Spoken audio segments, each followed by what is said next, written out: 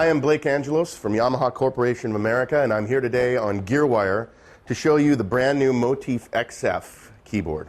So over here, I have Cubase Ai 5 set up. Cubase Ai 5 is a version of Cubase that's designed to work very slickly with the Motif XF. So MIDI information can be transmitted from the keyboard to a computer three different ways. One of them is out the MIDI port, and I have that selected right here. Another one is out the built-in USB. You'll notice that we have some pretty cool computer connectivity back here. There's USB output, there's USB to 2 host, which is what we used before, and then there's an Ethernet connection that I can actually blow files back and forth from the computer to the Motif. I also have my Firewire port set here, and I'm going to switch it to Firewire, and this is a cool thing. Right now, there's no connection here because I've told Cubase that it should be looking for Firewire. So as soon as I hit the Firewire, immediately they synchronize. And what's happening is, I'm in the song mode here, and it just synchronized the sounds on the Motif with the computer here. So if I want to change something, let's say I want to change it to sound on here to ballad key, immediately it's showing up right here. As soon as I change a sound on the Motif, it changes there. So does it go the other direction? Well, yes, it does, because it's simultaneous and bidirectional, which is a great term.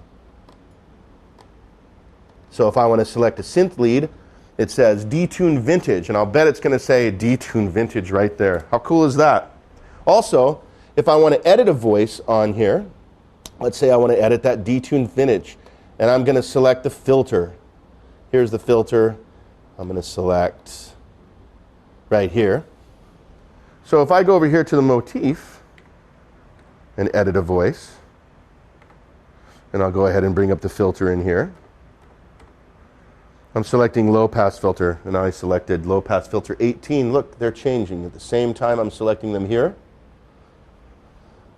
Now if I want to change the resonance and bring it up, I wonder if it changed it changes it simultaneously. Wherever my hands are, wherever it's convenient, that's where the edits occur. That occurs with mixing, everything. The cool thing about the Motif is that I can set up different ways on how I want to work. Let's say I started a tune on a gig or at home on the Motif, and now I want to transfer that data over to the computer. Well, right now it's set up, the PC is sending data over here. So now the controlling sequencer is where those edits are saved. If I move it the other direction, it will take the information from the Motif and move it over here. So either direction. So let's say I decide I want to work in Cubase exclusively, and I want all my edits to be stored in the controlling sequencer. This is a kind of a powerful thing. I remember the first time I used a soft synth and made a lot of edits in the soft synth and worked on some stuff and then saved the project and went to bed. The next morning I woke up and all the edits were exactly the same. And I've been a hardware synth user for a long time, and the first thing that occurred to me was, wow, I really wish my hardware synth was that well integrated, because before I had to open up some second editor off to the side. So I had another thing opened over here, and then I have multiple files. I have the files for the keyboard, and it was just a hassle. And I thought, wow, that would be so cool if someone could figure out something that elegant. And that is exactly what we did here. So let's say I will set up a song here inside the Motif, and I'll just call up a few sounds. So we'll go to this full concert grand, and I'll change that maybe to a drum kit, drums and percussion. Here's power standard kit, we'll do that one. Now I'll grab a guitar sound. So we'll say guitar, and we'll say 2 steel strings. Now we'll say a synth sound, maybe a synth pad. Here's one right here, ambient. And I want to do some edits in here to the mix, so we'll have maybe some EQs on the Detune Vintage turned. You notice when I select it, it jumps right out so I can see what I'm doing. And I mouse over it, click. So I'll do some EQ settings here, maybe some panning, left and right. So it makes you wonder if I went over to the Motif and I selected something over here on 3 and I want to change the panning on 3. I wonder if it'll update. Sure enough, it's updating. There it is. So again, that simultaneous bidirectionality is a very cool thing. So I'll set up this mix here. And just for reference, 116 is my first channel, or my first part on the Motif. That's how loud I have it set. So I'm going to go ahead and save this. And I'll save it as Gearwire.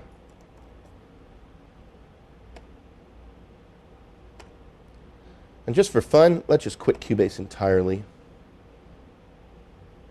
Now I'll open Cubase back up here. Okay. Now I'm going to open up my Gearwire project. So let's say this is the next morning, and I just turned on the Motif, and right now I just have a blank song. Everything is the same sound, everything. So I'm going to go ahead and open up my recent project, Gearwire. And what will happen here? I had a soft synth in here, and now it's going to load my XF sound.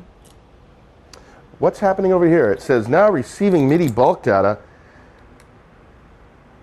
And here it goes. I'm going to open up my XS VST editor. And Detune Vintage, just for reference here, if you remember what I said it was set at, I believe it was set at 116, isn't that what we said? So 116 is what it says over here. And the sounds I have here, without looking over there, are Detune Vintage, Power Standard, 2-seal strings, and ambient synth. So what did it do?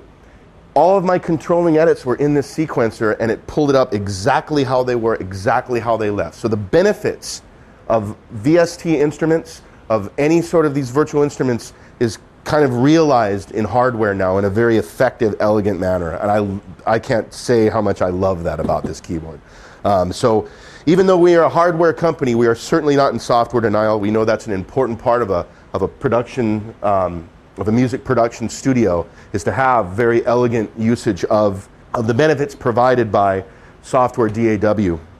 I want to mention that this is something that's exclusive to Cubase, but there's another part of it that you can use with other pieces of software, things like Apple Logic or Digital Performer or Sonar.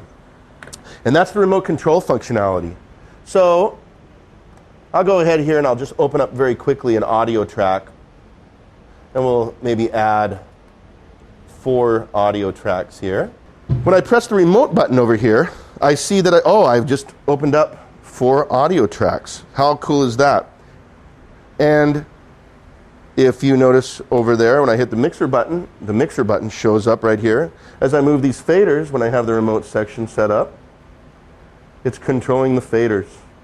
If I wanted to edit an audio channel, I can select channels over here. So you see them selecting over there. When I look at just the channel here, I hit edit, and there's my channel with an EQ set up. Hit it again and it disappears. Hit the mixer button and it disappears. And of course, transport control, fast forward, rewind, back to the top. That's pretty cool. So you have the editor functionality in Cubase, the remote control functionality in Cubase, the remote control functionality to other types of things if you are using another piece of software. The main thing that all this shares in common is the fact that the Motif XF is the thing that's controlling it all.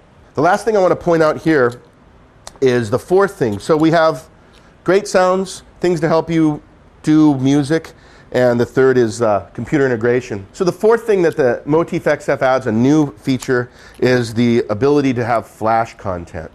Right now, when you buy a Motif XF, you have 128 megabytes of RAM. The benefit of RAM is that it's very fast access, so I can do things like record audio directly to it and do the things that I did before with the looping. Flash is a little different. Flash isn't super fast access, but Flash remembers what's written onto it. So this is a 1 gigabyte flash board. It fits in the bottom. There's 2 slots. We have a 512 and a 1 gig. You can put a 1 512 and 1 gig, 2 512s, or 2 1 gigabytes for a total of up to 2 gigabytes of flash memory. The benefit of flash is I can store all sorts of sounds on this, burn them onto the flash. So if I have a certain piano that I bought from a third party, I can put that in there. There's other voice library companies that are out there. Garaton would be one of them. Sonic Reality would be another one. A few other ones that are out there that will be providing content for the Motif XF as well. So you can buy a version of the Garaton Symphonic Orchestra that's previously been a virtual instrument that you can burn it right onto this flash board, and now it becomes part of the Motif XF. The benefit of flash is that when I turn off the machine and I turn it back on after I've loaded that content, is that it still is in the machine. That's not the same with RAM. With RAM, I always have to load it in. Some of those loads, up to 2 gigabytes of loads, can take as long as 10 minutes to load. And if you're someone that has to load something quickly because you're on a gig, this is a very great benefit. A lot of our artists that are out there, we've shown this to them and they have been, wow, that's cool. That means that I can go on a tour and maybe get a Motif XF from rental company and bring all of the show's contents right on here and pop those in, and I have everything set up for me. That's awesome. That's what I would love to see, and that's what we provided. So, flash. That's the last thing. So, the Motif XF. I'm Blake Angelos from Yamaha Corporation of America for GearWire.com. Thanks a lot for watching this video. Have a good one.